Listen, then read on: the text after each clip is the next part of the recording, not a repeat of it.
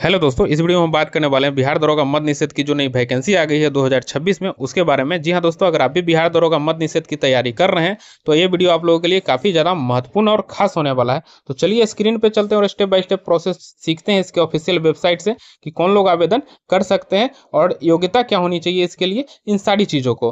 तो दोस्तों, इसके लिए सिंपली अपने मोबाइल फ़ोन या लैपटॉप में आप कोई भी ब्राउजर ओपन कर लेंगे। मैंने यहाँ पे गूगल क्रोम ब्राउजर ओपन कर लिया है और इसमें आपको टाइप करना है BPSSC बिहार और इतना लिख के सिंपली आप सर्च पे क्लिक कर देंगे। आपके सामने ये वाला वेबसाइट आपको दिख रहा होगा, इसी पे आपको क्लिक कर लेना है। इस पर आप जैसे ही क्लिक करेंगे ना, कुछ इस तरह से आपके सामने पेज खुलकर आ जाएगा। आप यहाँ पे देखेंगे ना तो लिखा हुआ है प्रोहिबिशन डिपार्टमेंट, इसी पे आपको क्लिक कर देना है। इस पर आप जैसे ही क्लिक करेंगे ना, ये डेट आपको दिखाई दे देगा। यहाँ पे देखिए 22 जनवरी 2026 और ये एक एडवर्टीजमेंट है। यहाँ पे देख सकते हैं एडवर्टीजमेंट नंबर 0/2026 लिखा हुआ है, इसी पे आपको क्लिक कर लेना। इस पर आप जैसे ही क्लिक करेंगे ना, ये वाला नोटिस आपके सामने खुलकर आ जाएगा। मैं इसको थोड़ा सा जूम कर दे रहा हूँ, आप लोगों को सभी चीज़ें क्लियर दिखेंगी।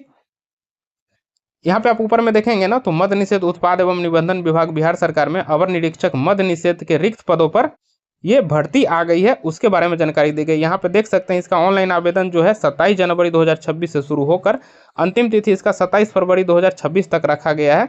तो आप लोग इस डेट में आवेदन कर सकते हैं इसके लिए। आप नीचे आएंगे ना तो यहाँ पे देखेंगे लिखा हुआ विज्ञापन संख्या 03/03/2026। अब नीचे आ जाएंगे दोस्तों, तो यहाँ पे अगर हम पद की बात करें तो इसमें आप इसको थोड़ा सा नीचे कर लेंगे। आप यहाँ पे देखिए पद की अगर हम बात करें तो अवर निरीक्षक मद्य निषेध का ये पद होने वाला है, सब इंस्पेक्टर प्रोहिबिशन जिसको हम लोग बोलते हैं, तो इसका ये पद होने वाला है। और सैलरी लेवल की बात करें तो पे लेवल 6 के तहत आप लोगों को इसमें सैलरी दी जाएगी। अगर टोटल पद की बात करें तो ये 78 पदों पर टोटल वैकेंसी निकल कर आ गई है दोस्तों। अगर आप इसकी तैयारी कर रहे हैं तो आपके लिए ये बहुत ही अच्छी खबर है। अब आप लोग इसका फॉर्म भर सकते हैं। यहाँ पे देखेंगे ना तो लिखा हुआ है उपरोक्त पद पर नियुक्ति हेतु प्रतियोगिता परीक्षा आयोजित की जाएगी, इसके लिए विज्ञापन संख्या इतना जारी किया गया है। दूसरे नंबर पे आप पढ़ेंगे तो लिखा हुआ है उक्त पद पर चयन के लिए बिहार पुलिस अवर सेवा आयोग द्वारा अभ्यर्थियों से ऑनलाइन आवेदन प्राप्त किया जाएगा। एक अभ्यर्थी द्वारा मात्र एक ही आवेदन फॉर्म लिया जाएगा। दोस्तों, इसका फॉर्म ऑनलाइन भरना है और आप एक ही फॉर्म को आप भर सकते हैं। नीचे में आएंगे तो एलिजिबिलिटी की बात करते हैं कि कौन लोग आवेदन इसमें कर सकते हैं, तो आप देखेंगे यहाँ पे लिखा हुआ है भारतीय नागरिक होना अनिवार्य है, मतलब आप भारत के किसी भी राज्य से हैं तो इसको फॉर्म को भर सकते हैं। शैक्षणिक योग्यता की बात करें तो अगर आपने 1 अगस्त 2025 तक किसी भी मान्यता प्राप्त विश्वविद्यालय से स्नातक की परीक्षा पास कर ली है तो आप इस फॉर्म को भर सकते हैं। दोस्तों, यहाँ पे ध्यान देने वाली बात यह है कि यहाँ पे डेट लिख दिया गया है 1/8/2025 तक। अगर इसके बाद आप यानी 2 अगस्त को भी अगर आपने स्नातक की पढ़ाई की है, उसके बाद सर्टिफिकेट आपको मिला है, तो इस फॉर्म को आप नहीं भर सकते हैं। भर तो सकते हैं लेकिन आप इसके लिए मान्य नहीं होंगे, आपको फाइनल सिलेक्शन में छाड़ दिया जाएगा। उम्र सीमा की अगर हम बात करें तो यहाँ पे देख सकते हैं 1/8/2025 के आधार पर आपकी उम्र की सीमा की गणना की जाएगी, यानी 1/8/2025 तक जो है आपका उम्र कम से कम 20 और मैक्सिमम 40 साल होना चाहिए। यहाँ पे देखेंगे ना तो लिखा हुआ है अभ्यर्थियों की उम्र दिनांक 1/8/2025 को मैट्रिक अथवा समकक्ष प्रमाण पत्र के अनुसार निम्नवत होगी।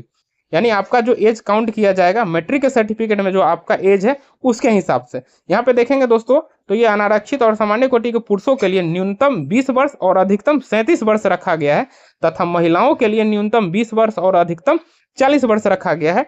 जनरल कैटेगरी के महिला और पुरुष के लिए देख सकते हैं, ध्यान से देखेंगे सारी चीजों को दोस्तों। और दूसरे नंबर पे यहाँ पे आप आएंगे ना, दूसरे नंबर पे आप देखेंगे तो लिखा हुआ है पिछड़ा वर्ग एवं अत्यंत पिछड़ा वर्ग के पुरुषों एवं महिलाओं के लिए न्यूनतम उम्र जो है 20 वर्ष और अधिकतम 40 वर्ष रखा गया है। ये ओबीसी वालों के लिए है, ओबीसी कैटेगरी से जो भी महिला और पुरुष है उनके लिए एज क्राइटेरिया ये रखा गया है। और नीचे में देखेंगे तीसरे नंबर पे तो अनुसूचित जाति एवं अनुसूचित जनजाति के पुरुषों एवं महिलाओं के लिए न्यूनतम उम्र 20 वर्ष और अधिकतम 42 वर्ष रखा गया है।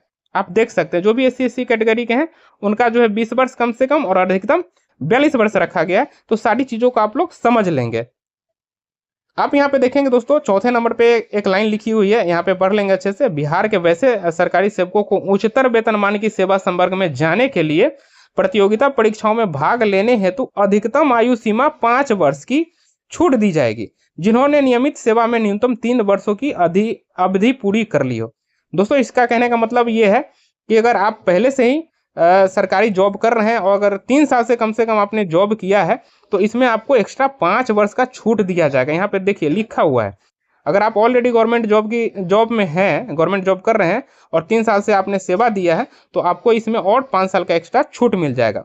यहाँ 5वें नंबर पे आप देखेंगे तो लिखा हुआ है सैनिक पदों पर नियुक्ति हेतु भूतपूर्व सैनिकों को अधिकतम आयु सीमा में 3 वर्ष तथा प्रतिरक्षा सेवा में बिताई गई सेवा अवधि के योग के समतुल्य रियायती दी जाएगी, बशर्ते उनकी वास्तविक उम्र कट ऑफ तिथि को 57 वर्ष से अधिक नहीं होनी चाहिए।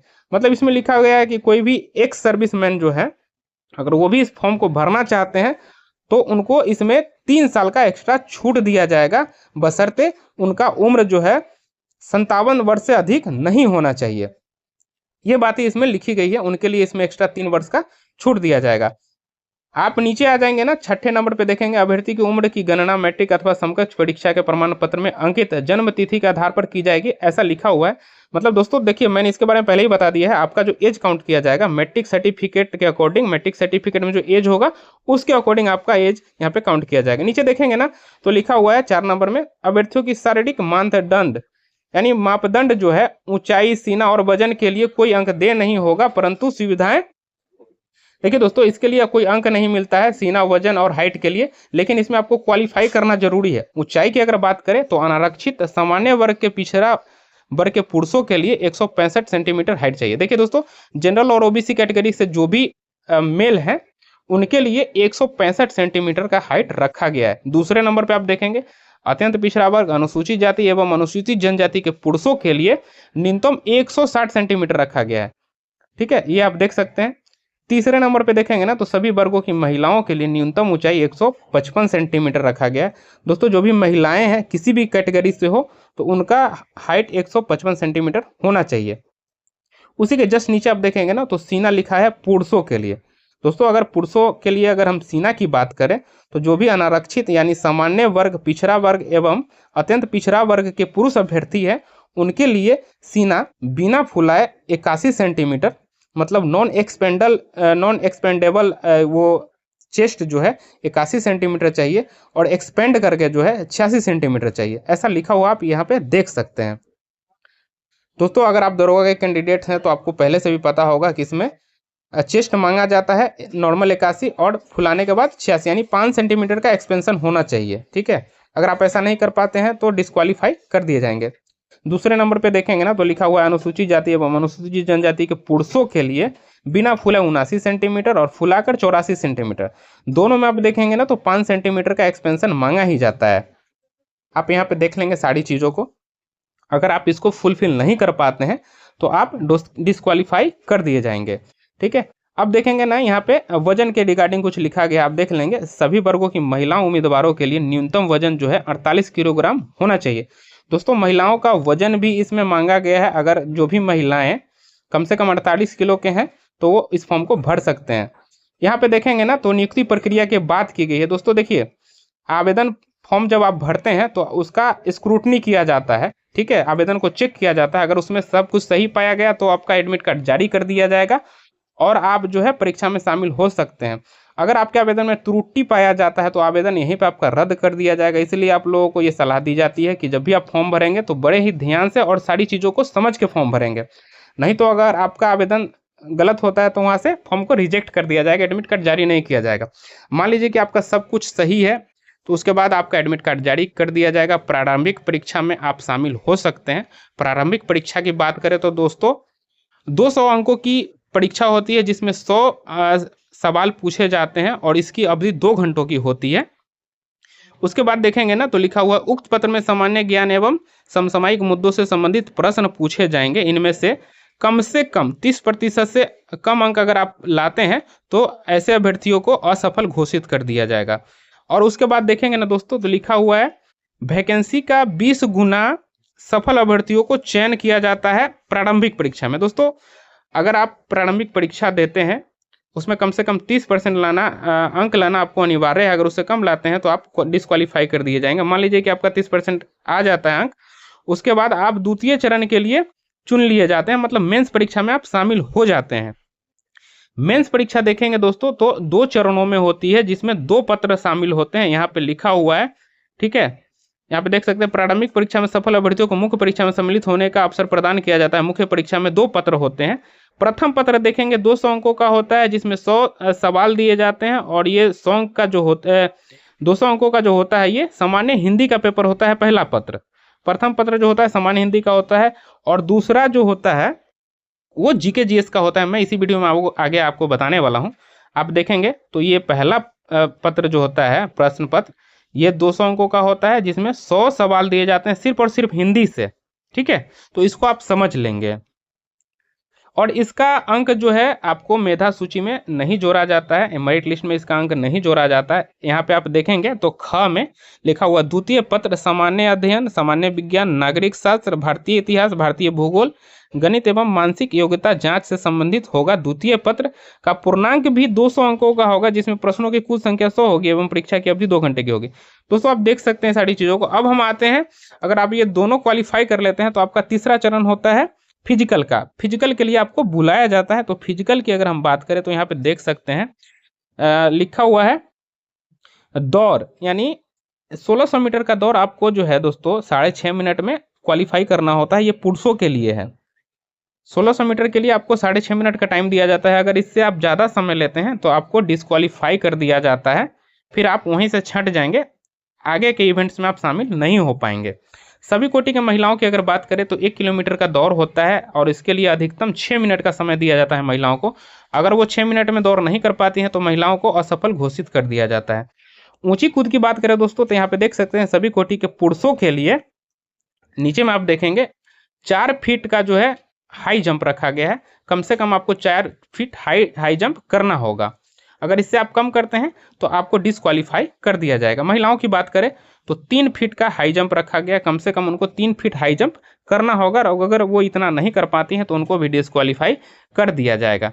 नीचे में आप देखेंगे ना तो लंबी कूद है, यानी लॉन्ग जंप जिसको हम लोग बोलते हैं, देखेंगे सभी कोटि के पुरुषों के लिए न्यूनतम 12 फीट रखा गया है। अगर आप 12 फीट से कम लॉन्ग जंप करते हैं तो आपको भी डिस्क्वालीफाई कर दिया जाएगा।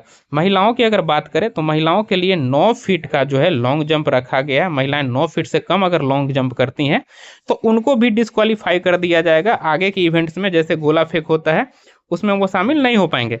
गोला फेंक की अगर बात करें हम दोस्तों तो यहाँ पे देखेंगे सभी कोटि के पुरुषों के लिए 16 पाउंड का गोला जो है 16 फीट फेंकना होता है कम से कम। अगर आप 16 फीट से कम फेंकते हैं तो आपको भी डिस्क्वालीफाई कर दिया जाएगा। तो इस सब चीज को ध्यान में रखेंगे दोस्तों। और नीचे देखेंगे ना तो सभी कोटि के महिलाओं के लिए 12 पाउंड का गोला जो है 10 फीट फेंकना होता है। अगर आप 12 पाउंड का गोला कम से कम 10 फीट नहीं फेंक पाती हैं तो जो भी महिला अभ्यर्थी हैं उनको असफल घोषित कर दिया जाएगा, मतलब डिस्क्वालीफाई कर दिया जाएगा। तो इन सब चीज़ों का आप ध्यान में रखेंगे। आप नीचे आ जाएंगे तो देखेंगे ना तो यहाँ पे लिखा हुआ है ट्रांसजेंडर और थर्ड जेंडर के अभ्यर्थियों के लिए शारीरिक मापदंड तथा शारीरिक दक्षता परीक्षा का मापदंड पिछड़े वर्ग के समान होंगे। मतलब इनकी जो मतलब इसमें टर्म और कंडीशन फॉलो किया गया है वो जो ओबीसी के अकॉर्डिंग ही है, उन्हीं के अकॉर्डिंग इनका भी फिजिकल लिया जाएगा। उसके बाद देखेंगे ना तो लिखा हुआ है नियत समय से पुरुषों के लिए 6.5 मिनट एंड महिलाओं के लिए 6 मिनट में दौड़ पूरी करने वाली अभ्यर्थियों को ऊंची कूद, लंबी कूद एवं गोला फेंक स्पर्धाओं में न्यूनतम निश्चित मापदंड पूरा नहीं करने पर असफल घोषित कर दिया जाएगा। इसका कहने का मतलब ये है कि अगर आप पुरुष हैं तो आपके लिए 6.5 मिनट का, और महिलाओं के लिए 6 मिनट का जो दौड़ का टाइम रखा गया उसमें आप नहीं कर पाते हैं दौड़ तो आपको असफल घोषित कर दिया जाएगा। आगे के इवेंट में हम शामिल नहीं हो सकते हैं। ठीक है। और गोला फेंक, हाई जंप, लॉन्ग जंप में ना अधिकतम आपको 3 चांस दिया जाता है। अगर एक बार में नहीं कर सकते हैं तो दोबारा मौका दिया जाएगा, फिर तिबारा मौका दिया जाएगा। 3 चांस दिया जाता है इसमें आपको। इस तीनों चांस में अगर आप फेल कर जाते हैं तो फिर आपको आगे मौका नहीं दिया जाएगा, आप यहीं से छट के बाहर आ जाएंगे। आप यहाँ पे देखेंगे ना तो अब फाइनल होता है मेधा सूची। अगर आप सारे इवेंट्स क्वालिफाई कर लेते हैं तीनों स्टेप को, ठीक है, प्रीलिम्स, मेंस और उसके बाद फिजिकल सब क्लियर कर लेते हैं, तो अब आता है बात मेरिट का। ठीक है, कि मेरिट लिस्ट के आधार पे बनता है। तो देखिए यहाँ पे लिखा हुआ है अंतिम रूप से सफल अभ्यर्थियों को मेधा सूची मुख्य लिखित परीक्षा में प्राप्त अंकों के आधार पर मेधा क्रमानुसार आरक्षण कोटिवार तैयार की जाएगी। आपका जो मेरिट लिस्ट बनेगा ना, आपने मेंस परीक्षा में मेंस के परीक्षा में जितने अंक लाए हैं उसके आधार पे बनाया जाता है। और उसके बाद भी ये लोग बहुत सारे टर्म कंडीशन को फॉलो करते हैं। जैसे एक से ज़्यादा यानी 2 या 2 से अधिक कैंडिडेट्स का समान अंक आ गया, ठीक है, तो उसमें ये लोग देखते हैं ना कि किसका एज ज़्यादा है, ठीक है, उसको ये लोग सिलेक्ट करते हैं और उसके हिसाब से बहुत सारे टर्म और कंडीशन होता है। दोस्तों इसको आप लोगों को समझ लेना काफ़ी जरूरी है, आप लोग इस सब चीज़ों को अच्छे से समझ लेंगे। अब हम बात करते हैं ना यहाँ पे कि अलग अलग कोटिवार यहाँ पे रिक्तियों की संख्या दी गई है। तो आप यहाँ पे देखेंगे ना नीचे में तो लिखा हुआ है अनारक्षित। अनारक्षित यानी जो भी जनरल हैं उसमें 41 सीटें रखी गई हैं, अनुसूचित में 5, अनुसूचित जनजाति में 1, अत्यंत पिछड़ा में 12 और पिछड़ा वर्ग में 9 और पिछड़ा वर्ग की महिलाओं के लिए 2 सीटें, आर्थिक रूप से कमजोर वर्गों के लिए 8 सीटें इस तरह से रखी गई हैं। आप यहाँ पे देख सकते हैं सारी चीज़ों का।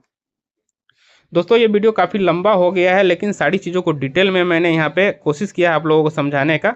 कोई बात नहीं है, फॉर्म भरने से पहले आप सारी चीज़ों को अच्छे से देख लीजिएगा, समझ लीजिएगा, तभी इस फॉर्म को भरिएगा। नहीं तो बहुत सारे लोग फॉर्म भरने के बाद ना गलती कर देते हैं और बाद में पछताते हैं। यहाँ पे देखेंगे ना तो इधर में लिखा हुआ है इनमें महिलाओं के लिए 35% आरक्षित पदों की कोटिवार संख्या इधर में दी गई है। आप देख सकते हैं 14 सीटें हैं आरक्षित में, और अनुसूचित जाति के लिए 2 और अनुसूचित जनजाति के लिए 0 सीटें। इस तरह से आप सारी डिटेल्स को देख सकते हैं। नीचे में आप आएंगे ना तो यहाँ पे देखेंगे टोटल 78 सीटों पे ये वैकेंसी आई हुई है, जिसमें महिलाओं के लिए 26 सीटों को आरक्षित रखा गया है। यहाँ नीचे में आप देखेंगे तो स्वतंत्रता सेनानियों के पोता पोती नाती नतनी के लिए जो है 2 सीटें रखी गई हैं। आप सारी चीज़ों को पढ़ सकते हैं, चाहे तो नीचे में दी गई है। दोस्तों उम्मीद करते हैं मेरे द्वारा दी गई जानकारी आपको समझ में आई होगी। अगर वीडियो पसंद आया तो वीडियो को लाइक करें, दोस्तों में शेयर करें, और यदि आप हमारे चैनल पर नए हैं तो चैनल को सब्सक्राइब कर बेल आइकन दबा लीजिए, ताकि जब भी मैं इस तरह का नया इन्फॉर्मेटिव वीडियो लेकर आता हूँ उसका नोटिफिकेशन सबसे पहले आप तक पहुँचे। दोस्तों मिलते हैं अगले इसी तरह के नए इन्फॉर्मेटिव वीडियो में, तब तक के लिए धन्यवाद।